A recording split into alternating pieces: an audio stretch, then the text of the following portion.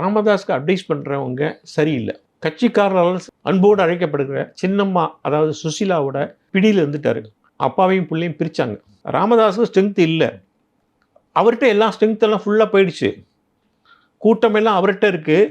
அவங்க நடத்தின செயற்குழு கூட்டம், பொதுக்குழு கூட்டம், எல்லா நிர்வாகிகள் கூட்டம் எல்லாத்தையும் அவருக்கு தான் கிட்டத்தட்ட பொதுக்குழுவில் 1000க்கும் மேற்பட்டவர்கள்லாம் அவர்கிட்ட தான் இருக்காங்க. இவர்கிட்ட இருக்கிறதுலாம் ஏதாவது ஒரு 100 பேர் இருந்தால் பெரிய விஷயம்.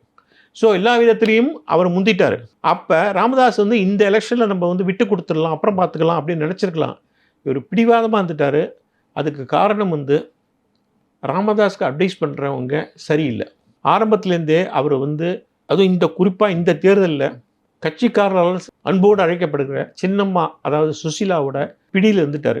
ஏன்னா சுசீலாவுக்கு இது அவர் ரொம்ப உடம்பு முடியல, இந்த தேர்தலை விட்டுறக்கூடாதுன்னு நினச்சி. ஏன்னா அவங்களுடைய கணக்கெல்லாம் சி தான், எத்தனை சி தான் கணக்கு. அதனால அவருக்கு நிறைய அட்வைஸ் பண்ணி முதல்ல அப்பாவையும் பிள்ளையும் பிரித்தாங்க. பிரித்து அது ஒரு பக்கம் பண்ணாங்க. நிறைய விஷயங்கள் மந்திர ஆலோசனை பண்ணாங்க. மந்திர ஆலோசனை பண்ணதில் இந்த கூட்டம் உங்களுக்கு தெரியும். ராமதாஸ் அதை நம்பினார். நம்பிக்கிட்டு முகுந்தனுக்கு பதவி கொடுத்தாரு. அந்த சண்டையெல்லாம் நமக்கு தெரியும். மேடையிலே அன்புமணி தன்னுடைய வெறுப்பை காமிச்சார். அதுலேருந்து ஆரம்பித்த கதை தான்.